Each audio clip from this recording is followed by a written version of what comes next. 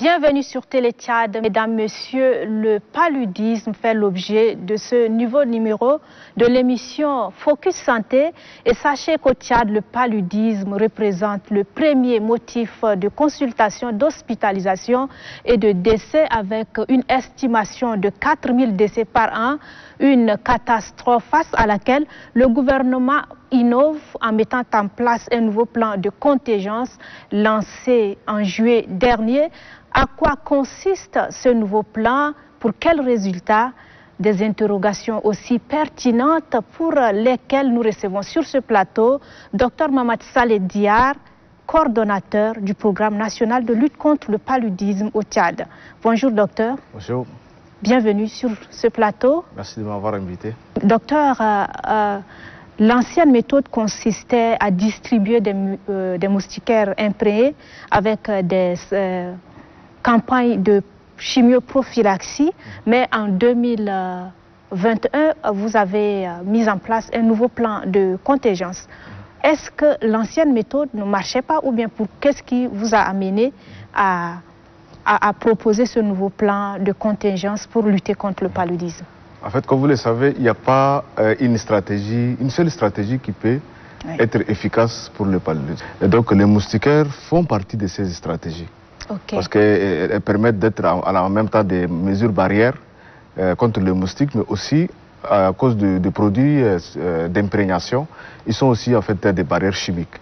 Et la chimioprévention est orientée vers les enfants de moins de 5 ans.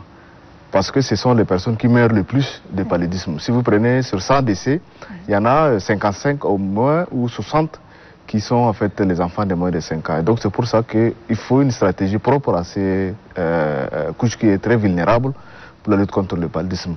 Maintenant, le plan de contingence, c'est en fait un plan qui permet de mettre en synergie plusieurs activités, allant de la prévention, comme je le disais, par la distribution de moustiquaires, la chimioprévention, mais aussi la pulvérisation intradomiciliaire et extradomiciliaire.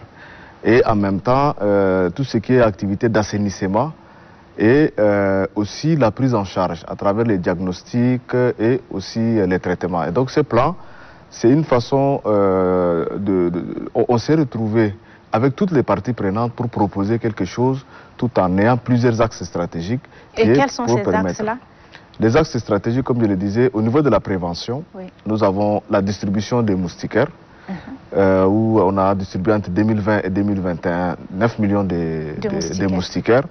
Et nous avons la chimioprévention de paludisme saisonnier, qu'on a mis en œuvre dans 62 districts pour les enfants de moins de 5 ans, et plus de 4 millions d'enfants ont bénéficié de cette chimioprévention. Nous avons les moustiquaires qui sont distribués en routine pour les enfants de moins d'1 an en vaccination et les femmes enceintes. Il y a aussi les médicaments de prévention pour la femme enceinte, notamment la sulfadoxine pyrimétamine qui est appelée communément le Fansidar. Et ça aussi, nous avons mis 500 000 doses au niveau des formations sanitaires pour que les femmes soient protégées et de faire la pulvérisation intradomiciliaire et extradomiciliaire pendant la période de haute transmission du paludisme, surtout dans la ville de N'Djamena où cette activité a eu lieu. En ce qui concerne la prise en charge, nous avons formé les agents qui font la prise en charge, c'est-à-dire les prestataires au niveau des formations sanitaires par les districts, et en même temps mis à la disposition de ces districts-là les médicaments pour la prise en charge gratuite des cas. Et donc ces médicaments concernent les TDR, les tests de diagnostic rapide et le comprimé pour la prise en charge. Et il y a eu aussi les médicaments injectables qui ont été donnés par la gratuité pour permettre cette prise en charge. Toujours dans la prévention, il y a eu aussi le troisième axe, c'est l'axe sensibilisation. Et donc l'axe sensibilisation, je pense qu'il y a aussi le concours de l'ONAMA pour permettre la diffusion des spots pour la sensibilisation sur l'utilisation des moustiquaires. Il y a eu des sketchs sur l'importance de la CPS.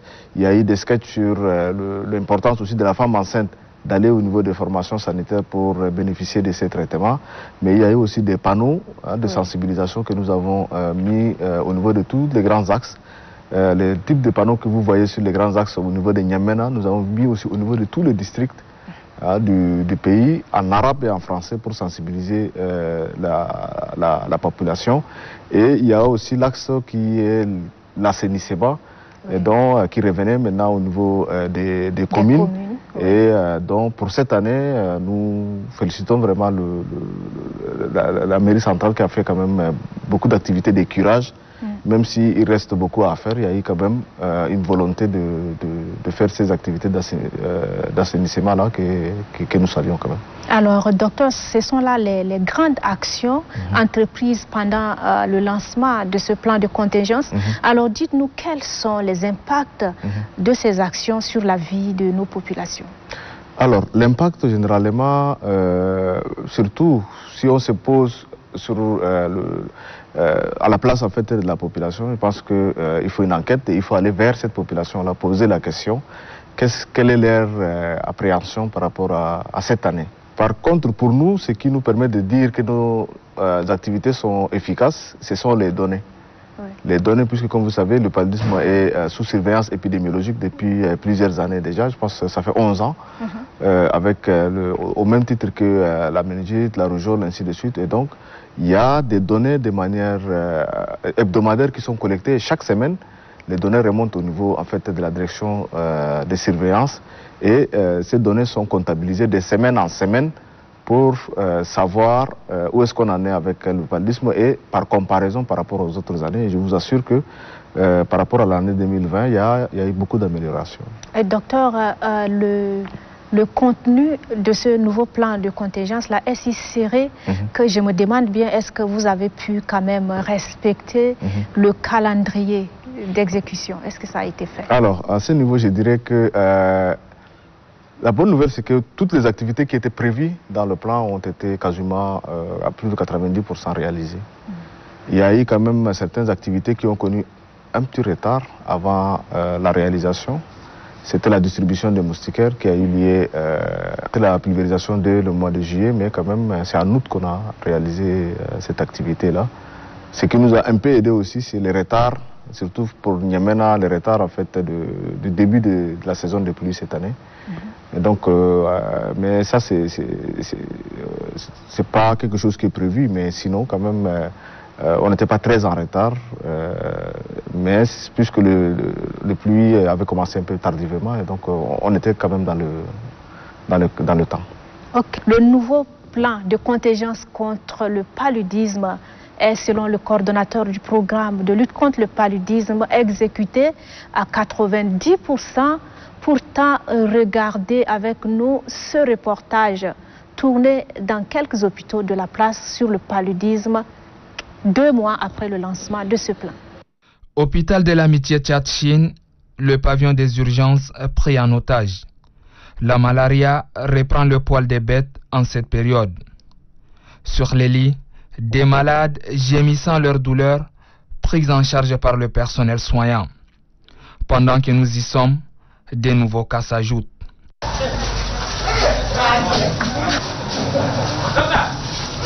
Un patient de plus. Un jeune homme au cas à première vie instable. Tous les infirmiers se ruent à son chevet pour les premiers soins d'urgence. Son grand frère témoigne. Mon frère souffre depuis 2 jours de mal de tête. À la maison, on lui a donné des paracétamol et Doliprane comme le faisaient la plupart des Tchadiens. Son cas s'est aggravé. Son corps commence à se contracter. C'est pourquoi on l'a amené à l'hôpital. Le diagnostic posé confirme qu'il s'agit du palu. Après les premiers soins, les malades sont internés dans les salles d'observation. Sur place, tous les lits sont occupés. J'ai ressenti un mal de tête et une forte fièvre. Avant de venir ici, j'étais à la pharmacie. On m'a injecté de Dexa. Ça calmait. Et dans l'après-midi, ma situation s'est dégradée. Dans cet hôpital, les statistiques alertent. Près de 300 cas d'urgence de paludisme enregistrés depuis le début du mois d'août. Ici aux urgences, nous recevons des cas de paludisme graves, liés à l'anémie, parce que la prise en charge est tardive. Voilà, le constat atteste que les premiers signes de la maladie tels que le mal de tête et la fièvre sont banalisés. Et bonjour, l'automédication, chose qui complique davantage la situation. La plupart des patients que nous recevons pour le paludisme grave, c'est des patients qui viennent des périphéries. Voilà, ils restent à la maison, ils essaient de faire l'automédication. Et pendant tout ce temps, à la maison, la charge parasitaire peut se multiplier, voilà, et puis provoquer l'anémie. Donc nous n'encourageons pas les gens à faire l'automédication. Malgré la situation, les bons élèves existent. Au premier symptôme, il est à l'hôpital. Bon, les symptômes ont commencé hier avec maux de tête, avec beaucoup de fièvre. Donc c'est comme ça que j'ai décidé de venir faire une consultation à l'hôpital. Effectivement, le résultat a confirmé que c'est un début du palud. Le paludisme, qui constitue le premier motif de consultation et d'hospitalisation au Tchad, tue. Selon l'enquête réalisée par OCHA, en 2020, plus de 571 000 cas confirmés avec 1280 décès dans tous les pays. La prévention est pourtant facile. L'utilisation des moustiquaires imprégnés, un geste simple et qui sauve. Le paludisme battait son plein dans les hôpitaux pendant que ce nouveau plan de contingence-là était en pleine exécution. Est-ce que vous ne doutez pas un peu de l'efficacité de ce plan-là? La réalité est que depuis 2018, nous avons commencé à avoir une courbe sur les décès qui est descendante. Aujourd'hui, on est passé de 39% des cas de décès à 32% en 2020. Et quand on prend par exemple les données de la surveillance épidémiologique à la 45e semaine en 2020, et par comparaison aux données de 2021, nous sommes à une différence de plus de 400 décès. Et donc, à la même période, en 2020, nous étions à peu près 1900 décès en 2020. Et aujourd'hui, à la même période, en 2021, nous sommes à 1500 décès. Et donc, ça veut dire qu'il y a une différence de plus de 400 décès qu'il faut relever à ces niveaux. Okay. Et donc, là, ça nous réconforte encore, puisqu'on est en train d'aller vers une courbe descendante encore, puisqu'on est passé de 39% à 32%. Et avec les données provisoires qu'on a jusqu'à la 45e semaine, parce que généralement c'est entre 51 et 53 semaines. Et donc par rapport à la 45e semaine cette année, c'est-à-dire que on risque d'avoir une diminution en deçà même de ces 32%-là. Et donc le paludisme, c'est même les données que vous avez, c'est l'arbre qui cache la forêt. Ça, ce sont les personnes qui viennent au niveau des formations sanitaires. Mais si vous comptabilisez ceux qui ne viennent pas au niveau des formations sanitaires, ceux qui se traitent à domicile, ceux qui vont au niveau des guérisseurs et au niveau aussi des docteurs Choukou et le reste, il y a ceux qui vont au niveau des pharmacies pour directement dire que bon, moi je ne l'ai pas lu, donnez-moi un comprimé. Qui pratiquent de l'automédication. Oui. Si vous prenez en compte toutes ces personnes, je pense que la perception risque de grimper encore plus. Alors, les données qu'on a, ce sont vraiment, comme on dit, c'est l'arbre qui cache la forêt. Donc, il y a aussi ceux qui ne sont pas comptabilisés dans le système de santé. Alors, que faites-vous pour que vous arriviez à identifier tous ces cas cachés-là pour produire un rapport Alors, ça, c'est l'une des choses que vraiment, une de nos préoccupations, c'était d'améliorer vraiment le rapportage. Et c'est en mettant à la disposition de formations sanitaires suffisamment d'intrants pour diagnostiquer en fait de plus de cas. Mais les sensibilisations que nous faisons aussi, c'est pour demander à la population d'aller très rapidement au niveau des centres de santé les plus proches, puisque les médicaments au niveau des centres de santé sont gratuits. Et il faut que les gens partent pour être pris en charge. Et de cette manière-là, on les comptabilise au niveau des formations sanitaires. Dans ces cadres, on a aussi de plus en plus intégré des structures de santé qui rapportent maintenant les données.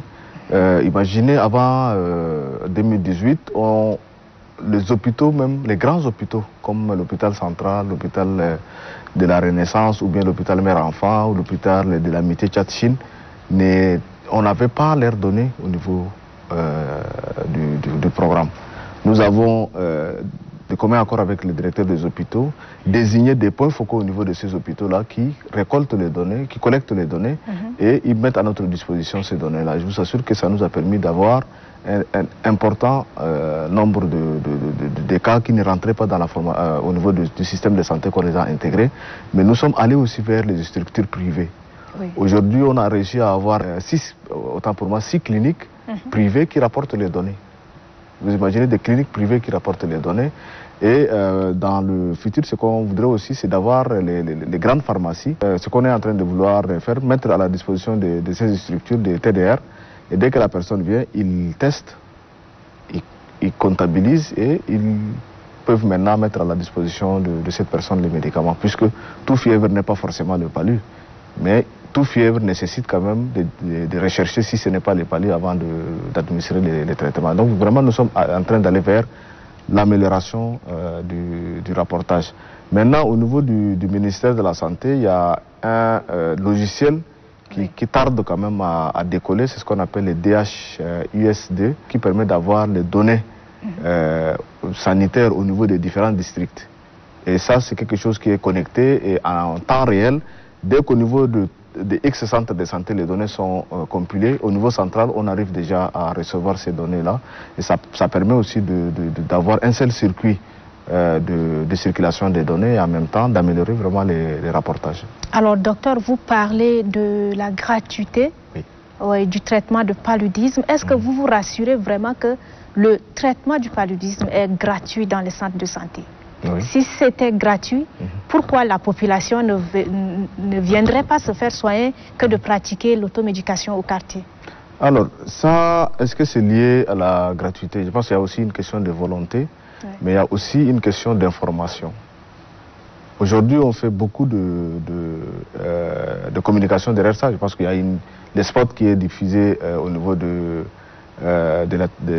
l'ONAMA avec les comédiens comme Alaitawa qui parlent de la gratuité. C'est aussi pour informer la population que les médicaments du paludisme sont gratuits au niveau des centres de santé.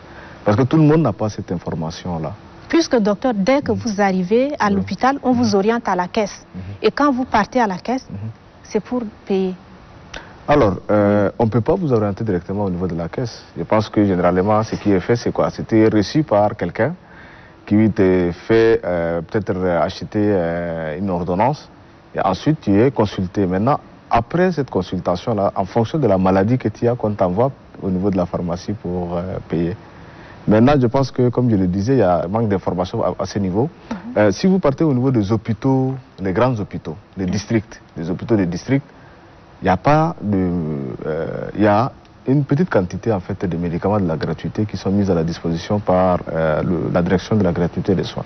Oui. Maintenant, quand vous partez, pendant que ces médicaments étaient disponibles, on vous prend en charge gratuitement. Mais quand vous partez après la rupture de ces intrants, il est normal qu'on vous fait payer. C'est pour ça aussi qu'on demande à la population d'aller au niveau des centres de santé avant d'arriver au niveau des hôpitaux des districts qui le traitement n'est pas gratuit à ce niveau. Mais quand vous partez au niveau des centres de santé, les traitements sont gratuits. On prend le soin de les superviser, de les approvisionner à tous les niveaux. Il y a les districts qui passent, la délégation passe, l'inspection même du ministère de la Santé passe.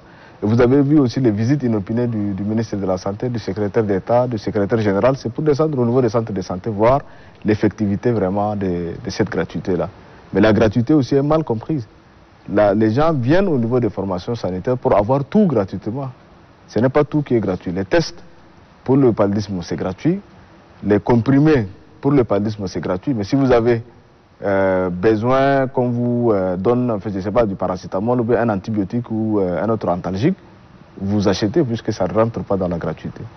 Si vous allez avoir une seringue ou bien quelque chose, ça ne rentre pas dans la gratuité, vous achetez ces seringues-là. Parce que ce sont les médicaments d'urgence, puisque le paludisme, si vous n'êtes pas traité, ça évolue vers un paludisme grave et ça évolue inéluctablement vers les décès. C'est pour ça que les médicaments de la gratuité du paludisme sont gratuits au niveau des formations sanitaires, mais tout n'est pas gratuit. Alors, docteur, malgré ce plan de contingence aussi contraignant, le paludisme bat encore son plein. Que prévoyez-vous donc pour les années à venir? Alors, pour les années à venir, on a mobilisé plusieurs millions d'euros, à peu près 61 millions d'euros pour la lutte contre le paludisme pour les 3 prochaines années. En CFA, ça donne 40 milliards et ce sont les financements qui sont mis à la disposition du pays par le Fonds mondial. Et donc nous avons travaillé avec l'appui en fait de la haute hiérarchie pendant plus d'une année pour rendre cela possible. Les premiers décaissements ont déjà eu lieu et ces financements permettent de financer en fait les activités, les interventions de lutte contre le paludisme. Vous avez tout ce qui est activités de prévention, les activités de prise en charge, les activités de renforcement, ainsi de suite. Nous continuons aussi dans le même élan avec le plan qu'on élabore chaque année et qu'on essaie d'améliorer pour rendre encore plus efficace. Vous savez, les plans de contingence, le premier plan qu'on a élaboré, c'était en 2019. Oui. On l'avait mis en œuvre un peu tardivement, juste vers la fin de la saison des pluies. Celui de 2020 a commencé plus tôt pour être déclenché en juillet. Oui. Et donc, celui de 2020, on est en train de faire en sorte que ça commence encore plus tôt pour rendre cela possible. Et c'est des plans qui sont efficaces. Je pense que celui de 2020 aussi a permis de diminuer les cas de décès de 36% à 32%. Le plan de 2021, on est très rassuré par rapport aux résultats déjà, puisque les données de la surveillance épidémiologique, c'est des données qui sont publiques, vous pouvez aller vérifier vous-même au niveau de la direction, oui, qui montrent déjà qu'il y a une diminution par rapport à l'année 2021, qui était aussi une année où il y a eu des diminutions des cas de décès par rapport à l'année 2019. Maintenant, il y a beaucoup de choses qui sont faites dans le cadre de la lutte contre le paludisme, mais il reste encore énormément de choses à faire. Alors, docteur, nous tendons vers la fin de cet entretien. Vos conseils en tant que médecin à l'endroit de la population par rapport à la prévention du paludisme? Il n'y a pas meilleur que la prévention. Il n'y a pas meilleur que la prévention, parce que la prévention permet de ne pas développer la maladie et ses conséquences. Parce que quand vous faites le palud, vous arrêtez de travailler pendant plus d'une semaine, votre corps va au fur et à mesure recouvrir doucement. Vous êtes exposé aussi à l'anémie, vous êtes exposé à toutes les autres complications. Le pire encore, c'est d'évoluer vers un paludisme grave, oui, et probablement de décider par la suite. Et donc c'est pourquoi la prévention est vraiment la meilleure arme pour lutter contre le paludisme. La prévention, ce n'est pas seulement une histoire du ministère de la Santé, c'est aussi une décision personnelle. Bien sûr. Utilisez les moustiquaires comme vous utilisez les masques pour la protection contre la Covid. On ne vous force pas à utiliser les masques pour se protéger contre la Covid. Vous achetez vous-même ces masques. Oui. Les moustiquaires, on met gratuitement à votre disposition pour l'utilisation. Donc utilisez cela. Les médicaments pour la chimioprévention, ça protège les enfants de plus de 80%. Demandez à ceux qui font bénéficier les enfants. Moi, je fais bénéficier mes enfants par la chimioprévention. Ils ne font pas le paludisme. Faites-les dormir sous moustiquaire, ça va augmenter en fait les chances de protection de plus de 100%. Oui. Et donc, c'est d'abord une décision personnelle avant que ça n'ait... Et nous, ce qu'on fait, c'est généralement, en fait, de lutter contre les conséquences de ces paludismes. Quand vous tombez malade, on fait en sorte de vous mettre à la disposition les médicaments pour la guérison. Oui. Mais la décision de dormir sous moustiquaire revient à tout un chacun. Mais comme vous le savez, on reste dehors, on ne se protège pas, on cause jusqu'à 22 heures, les enfants regardent la télé jusqu'à ce qu'ils dorment. C'est à ce moment-là qu'on les transporte pour les faire dormir dans les moustiquaires. Ils sont déjà exposés et on est déjà exposés. Donc la meilleure prévention, la meilleure façon de lutter contre le paludisme, c'est par la prévention. La meilleure manière de prévenir le paludisme, c'est la prévention. Mesdames, Messieurs, c'est la fin de ce numéro sur le paludisme. Le paludisme n'est plus l'affaire du ministère de la Santé seul, ni celle du corps soignant uniquement. La population, elle aussi, est tenue si impliquée pour réduire la tendance. Agissons tous ensemble contre le paludisme. Restez des nôtres car nos programmes se poursuivent sur Télé Tchad.